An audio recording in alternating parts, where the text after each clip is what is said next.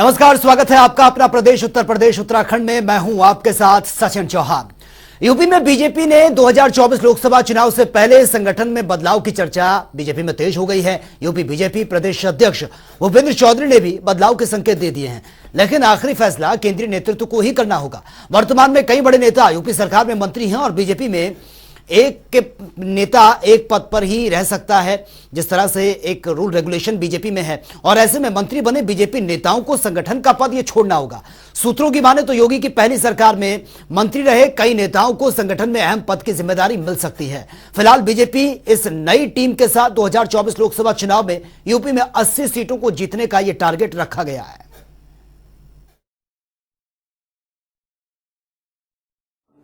नवनियुक्त प्रदेश अध्यक्ष इस बात को स्वीकार कर चुके हैं कि वो संगठन में बदलाव कर रहे हैं और संगठन में बदलाव एक स्वाभाविक प्रक्रिया है। जो पद रिक्त हैं उन पर बदलाव होंगे। जैसे हाईकमान दिल्ली में निर्देश देगा उस पर कार्रवाई होगी। चुनाव की तैयारी है तो संगठन में बदलाव स्वाभाविक सी बात है। जिसमें बदलाव प्रस्तावित है, शायद जल्दी पूरा होगा। और वहीं पूर्व केंद्रीय मंत्री और सुल्तानपुर की सांसद मेनका संजय गांधी ने आज अपने सुल्तानपुर दौरे के दूसरे दिन और अंतिम दिन जयसिंहपुर विधानसभा क्षेत्र के गौरा, रामदासपुर और सारंगपुर में आयोजित सभा में प्रबुद्ध जनों की बैठक की है और बैठक में बड़ी संख्या में ग्रामीणों को भी संबोधित किया गया। गांधी ने अपने कार्यकाल के पिछले 4 सालों में किए गए विकास कार्यों की पुस्तिका का वितरण भी किया है। मेनका गांधी ने कहा है कि उन्होंने सुल्तानपुर की जनता के लिए सरकारी विकास योजनाओं के क्रियान्वयन के लिए अनवरत संघर्ष किया है, जिसका परिणाम यह है कि पिछले 4 सालों में कई बड़े विकास काम हुए हैं। उन्होंने कहा कि जो विकास कार्य रह गए हैं उनको भी जरूर पूरा कर दिया जाएगा। 100 करोड़ रुपए के करीबन आया है और एक कंपनी को दिया गया है जो साउथ इंडिया के हैं। इसमें मैं चाहूँगी कि जो भी ये देख रहा हो और अपने गांव में उनको महसूस हुआ कि अभी तक, क्योंकि इन 4 सालों में बहुत सारे केबल हमने बदले हैं, बहुत सारी ट्रांसफार्मर्स बदले हैं, लेकिन अभी भी कमी है। तो इसलिए अगर कोई भी गांव का कमी पड़ गया है उच्चीकरण करने के लिए तो मुझे बता दें, मैं खुशी से उनके लिए करवा दूंगी। और वहीं बीते 8 दिसंबर को मैनपुरी लोकसभा उपचुनाव में नेताजी में डिंपल यादव को जो बड़ी जीत मिली है, जो नतीजे सामने आए थे, उसमें अखिलेश यादव ने शिवपाल सिंह यादव को झंडा भेंट कर उनकी पार्टी का विलय सपा में करवा दिया था। और इसके बाद चर्चाएं तेज हो गई थी कि शिवपाल सिंह यादव का समाजवादी पार्टी में कद बढ़ाया जाएगा, क्योंकि मैनपुरी लोकसभा उपचुनाव जीत का ताज शिवपाल सिंह यादव के सिर पर ही सजाया गया था। लेकिन 35 दिन बीत जाने के बाद भी शिवपाल सिंह यादव को लेकर कोई घोषणा अब तक नहीं हुई है। शुक्रवार को इस बात की चर्चा और तेज हो गई कि खरमास के बाद शुभ दिनों में अखिलेश यादव सभी भंग इकाइयों का पुनर्गठन कर सकते हैं। अब एक बार फिर से ये चर्चाएं हो रही हैं इकाइयों के पुनर्गठन के साथ ही शिवपाल सिंह यादव का भी कद समाजवादी पार्टी में बढ़ाया जाएगा और उन्हें बड़ी जिम्मेदारी दी जा सकती है। मैनपुरी लोकसभा उपचुनाव के नतीजों के बाद चर्चाएं तेज थी कि शिवपाल सिंह यादव का कद पार्टी में बढ़ेगा। पार्टी विलय के बाद समाजवादी पार्टी में एक उनका दफ्तर होने की भी चर्चाएं तेज हो गई थी। लेकिन खास बात है कि 1.5 महीना बीतने के बाद भी अभी तक फिलहाल कोई भी घोषणा समाजवादी पार्टी के राष्ट्रीय अध्यक्ष अखिलेश यादव की तरफ से नहीं की गई। एक बार फिर चर्चा है कि खरमास के दिन खत्म होने के बाद शिवपाल सिंह यादव का शुभ मुहूर्त के दिनों में उनका सम्मान बढ़ सकता है, समाजवादी पार्टी में उनका कद बढ़ाया जा सकता है और एक बड़े पद पर उनकी घोषणा की जा सकती है। लेकिन यहीं पर भारतीय जनता पार्टी के नेताओं का कहना है कि जिस तरह से अखिलेश यादव ने शिवपाल सिंह यादव का बीते दिनों इस्तेमाल किया है, वैसे ही उनका कद पार्टी में रहेगा। फिलहाल इसकी संभावनाएं कम हैं कि उनको पार्टी में कद बढ़ा किया जाए। अब देखना होगा कि 1 से 1.5 महीने बाद शिवपाल सिंह यादव का कद बढ़ता है या फिर उनके कद को लेकर जो चर्चाएं हैं वो फिर एक बार ठंडे बस्ते में नजर आएंगी। कैमरा पर्सन आशीष के साथ तौहीद किदवई, जनता टीवी, लखनऊ। देखिए, समाजवादी पार्टी एक हो रही है, ये हम आप चर्चा कर रहे हैं, लेकिन मैनपुरी के चुनाव ने ये दिखाया था, ये बताया था कि समाजवादी पार्टी एक हो चुकी है। आदरणीय शिवपाल यादव जी जब समाजवादी पार्टी में आए तो उन्होंने अपने सबसे पहले झंडा बदलने का काम किया और आदरणीय शिवपाल यादव जी बड़े लीडर हैं, उनको बड़ी जिम्मेदारी निसंदेह मिलेगी और उनके आने से हम सदन में और सदन के बाहर जो समाजवादी पार्टी का संघर्ष था, जो किसानों की, नौजवानों की, बेरोजगारों की आवाज़ थी, उसको और बुलंदी मिलेगी। समाजवादी पार्टी में जहां तक माननीय शिवपाल यादव जी को जिम्मेदारी मिलने की बात है, माननीय शिवपाल यादव जी पहले से भी समाजवादी रहे हैं। माननीय नेताजी के साथ समाजवादी पार्टी के जन्म से लेकर के और आज तक काम करते आए। 2017 का चुनाव और 2022 का चुनाव, दोनों चुनाव समाजवादी पार्टी के बैनर पर माननीय शिवपाल यादव जी लड़े। संगठन में विभिन्न पदों पर रहे, प्रदेश अध्यक्ष से लेकर के सभी पदों पर रहे। जो भी जिम्मेदारी समाजवादी पार्टी में दोबारा माननीय शिवपाल यादव जी को मिलेगी, हम सभी लोग उसका स्वागत भी करेंगे और मिलजुल करके समाजवादी पार्टी को और माननीय अखिलेश यादव जी को और माननीय शिवपाल यादव जी को मजबूत करने का काम करेंगे। और वही कमर्शियल वाहनों के फिटनेस टेस्टिंग करने वाली कई जगहों पर धांधली जल्दी खत्म हो जाएगी। अब अगर 24 घंटे में गाड़ियों का प्रमाण पत्र ना जारी हुआ तो सिस्टम के जरिए 48 घंटे में ऑटोमेटिक रूप से सर्टिफिकेट ये जारी हो जाएगा। इस मामले में परिवहन राज्य मंत्री दयाशंकर सिंह ने कहा है कि फिटनेस जारी करने में शिकायतों के बाद कड़ा रुख अख्तियार ये किया गया है। वहीं उन्होंने कहा है कि डॉक्यूमेंट फिटनेस जारी करने के साथ ही इंस्पेक्शन और सर्टिफिकेशन ARTO या फिर RI के द्वारा यह किया जाएगा। ये लखनऊ का जो INC सेंटर है, यहाँ कमर्शियल वाहनों की फिटनेस होती है। सवाल है अभी तक कमर्शियल वाहनों की फिटनेस को लेकर के या तो बहुत लोग परेशान होते हैं और कुछ उसके पीछे भ्रष्टाचार के प्रकरण भी आते हैं, जिससे जो है अगर उनकी मांगे यहाँ काम करने वाले अफसरों की पूरी नहीं होती हैं तो तमाम अड़ंगेबाजी लगाई जाती हैं, जिससे कई कई दिन तक जो है उनके प्रमाण पत्र रोक लिए जाते हैं और वाहन मालिक परेशान होता है। इन समस्याओं की जानकारी जब परिवहन राज्य मंत्री को मिली तो दयाशंकर सिंह ने इसके लिए एक नया नियम कहा लागू करेंगे कि 48 आवर्स के अंदर अगर इन्होंने सर्टिफिकेशन नहीं किया या गाड़ी को फिटनेस दें या मना करें, इन दोनों में से जो भी काम नहीं हुआ तो किसी के सर्टिफिकेट रोका नहीं जाएगा। रोका जाएगा तो 48 घंटे बाद कंप्यूटर सिस्टम अपने आप सर्टिफिकेट जनरेट कर देगा और उसके फिटनेस हो जाएगी। अब उम्मीद की जा रही है कि इससे थोड़ी वाहन मालिकों की दिक्कतें कम होंगी और उनका उत्पीड़न भी थोड़ा कम हो सकेगा। कैमरामैन आशीष कश्यप के साथ TN मिश्रा, जनता TV, लखनऊ। और वहीं सुहेल देव भारतीय समाज पार्टी के राष्ट्रीय अध्यक्ष ओम प्रकाश राजभर के बीजेपी के साथ गठबंधन की अटकलें अब तेज हो गई हैं और इसी बीच बीजेपी के पूर्व लोकसभा सांसद हरिनारायण राजभर का OP राजभर को लेकर एक विवादित बयान भी सामने आया। हरिनारायण राजभर ने कहा कि OP राजभर बीजेपी में आए तो जूते से मारूंगा, ऐसे शब्दों का इस्तेमाल उन्होंने किया है। आपको बता दें कि बीजेपी प्रदेश अध्यक्ष भूपेंद्र सिंह चौधरी ने पूर्व मंत्री ओम प्रकाश राजभर की सुहेल देव भारतीय समाज पार्टी के साथ गठबंधन को लेकर कहा कि बीजेपी के लिए कोई अछूत नहीं है, बीजेपी के विचारों से जो भी सहमत है पार्टी उसे अपने साथ रखने के लिए तैयार है।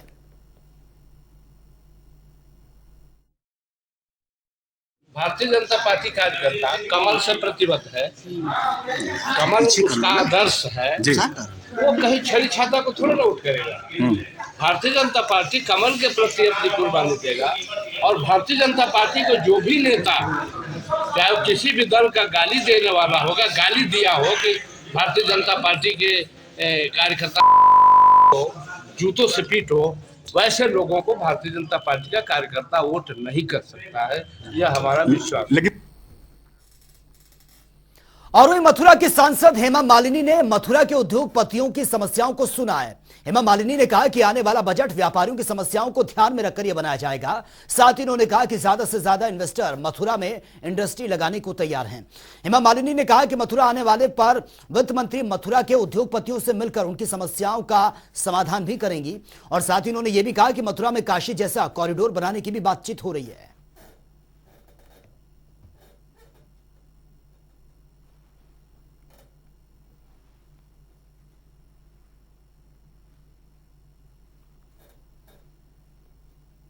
और उन्होंने अपना अपना जो प्रॉब्लम्स है, तकलीफ़ें हैं, जो सुधारना है, उन सब चीज़ों के बारे में बताया है। उन्होंने हमेशा पूरा मथुरा के लिए योगदान देते आ रहे हैं और हम चाहते हैं कि उनके लिए, क्योंकि बजट सेशन शुरू हो रहा है फरवरी 1 तारीख से, तो मैं पहले भी जितना भी हो सके मैं सांसद में हर चीज़ को उठाती थी और जो चीज़ जिस मिनिस्ट्री में बताना है वहाँ तक जाके बता के भी आई हूँ। तो इस बार जो होने वाला है बजट में मैं सारा प्रॉब्लम्स जिनका GST का है, यहाँ पे इंडस्ट्रीज लगाना चाहते हैं, योगी जी भी चाहते हैं कि बहुत सारे इंडस्ट्रीज आए।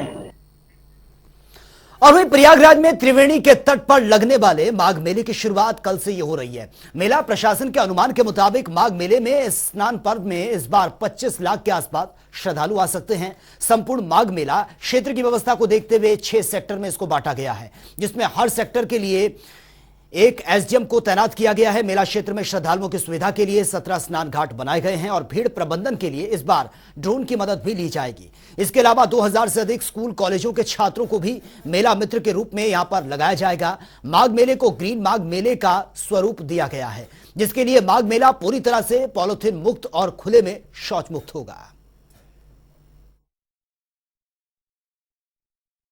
जी, माघ मेला पौष पूर्णिमा के साथ प्रारंभ हो चुका है।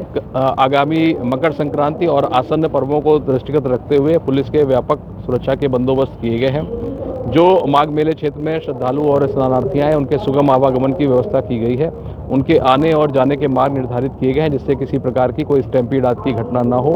जब वो जल में अपनी आस्था की डुबकी लगाएं तो उनको सुरक्षित स्नान देने के लिए संगम तट पर और जो अन्य 14 स्नान घाट हैं वहां पर सुरक्षा के व्यापक बंदोबस्त किए गए हैं।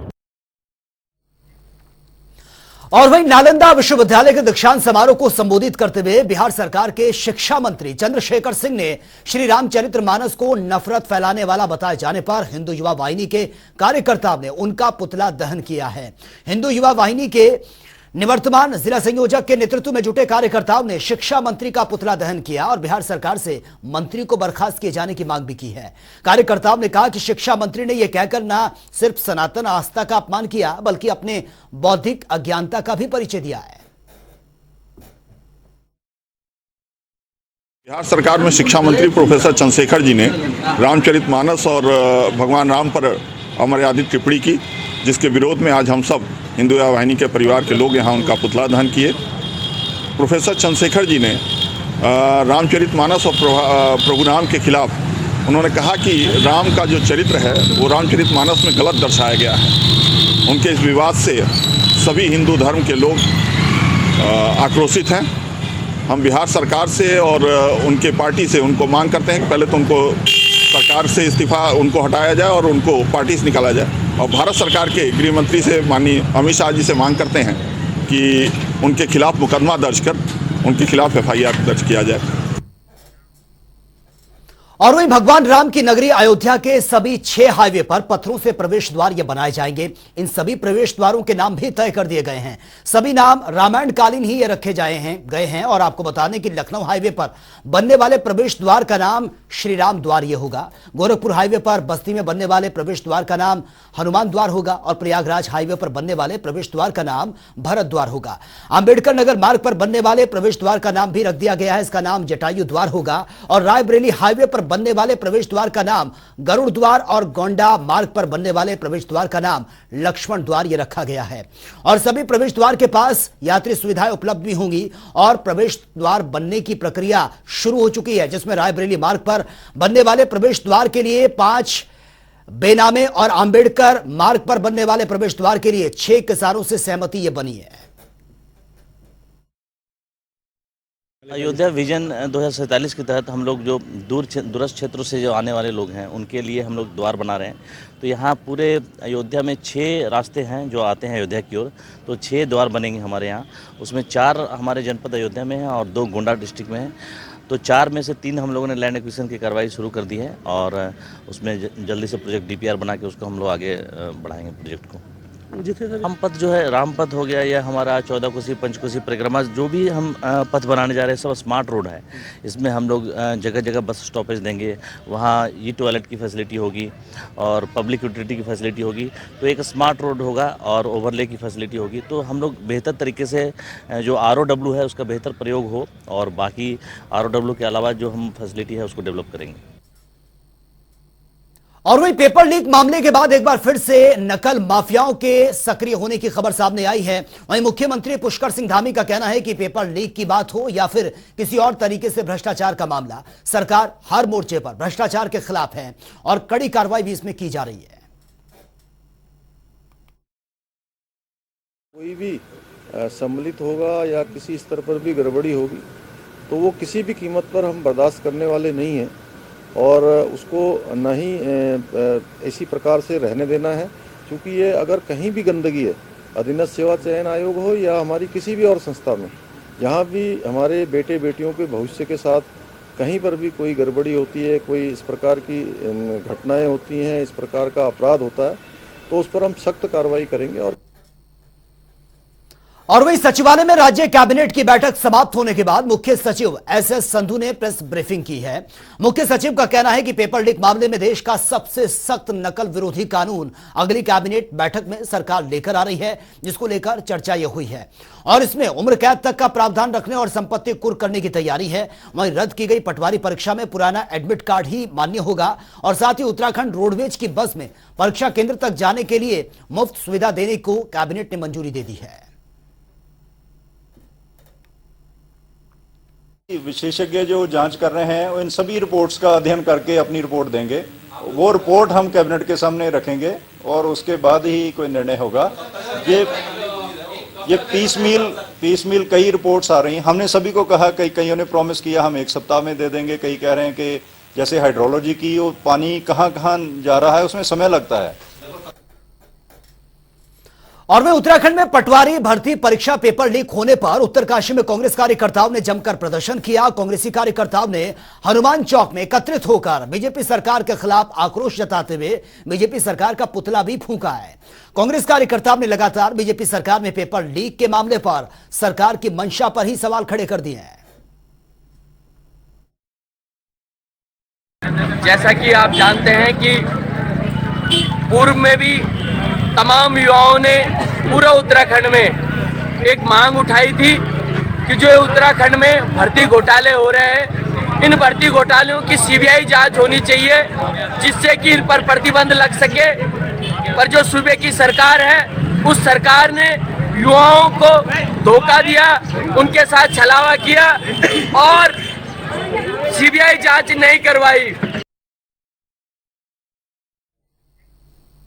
और वहीं महानगर युवा कांग्रेस कमेटी ने गांधी पार्क में सरकार की बुद्धि शुद्धि को लेकर यज्ञ का आयोजन किया, जिसमें युवा कांग्रेस ने सरकार पर भ्रष्ट और ध्वंसात्मक होने का यह आरोप लगाते हुए सद्बुद्धि देने की प्रार्थना की है। युवा कांग्रेस के महानगर अध्यक्ष सिद्धार्थ वर्मा का कहना है कि सरकार लगातार भ्रष्टाचारियों को बढ़ावा दे रही है, जिसका नतीजा यह रहा कि परीक्षाओं के पेपर लीक के मामले लगातार सामने आ रहे हैं। सरकार लगाम लगा पाने में नाकाम साबित हो रही है। ऐसे में हमने बुद्धि शुद्धि यज्ञ कर प्रार्थना की है कि सरकार को सद्बुद्धि मिल सके।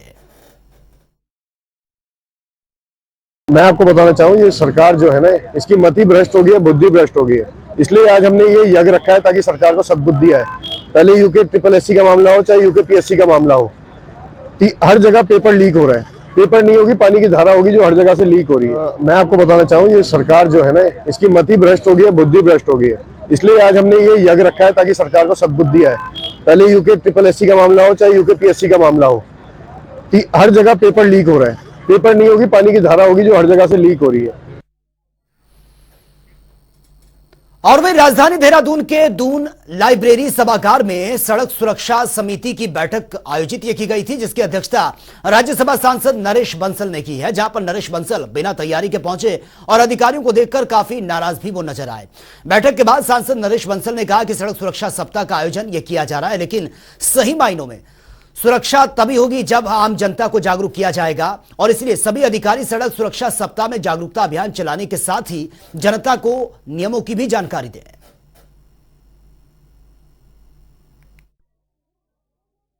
देखिए, सड़क सुरक्षा सप्ताह 11 तारीख से 17 तारीख तक ये राष्ट्रीय स्तर पर चलाया जा रहा है और आज सड़क दुर्घटनाओं की स्थिति यह है कि देश में 1.5 लाख लोग सड़क दुर्घटनाओं में